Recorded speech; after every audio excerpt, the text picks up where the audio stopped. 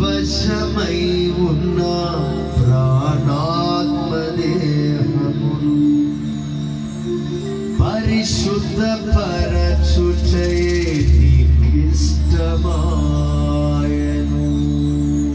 చెప్తామంటారు, నీ వశమై ఉన్న ప్రాణాత్మదేహమును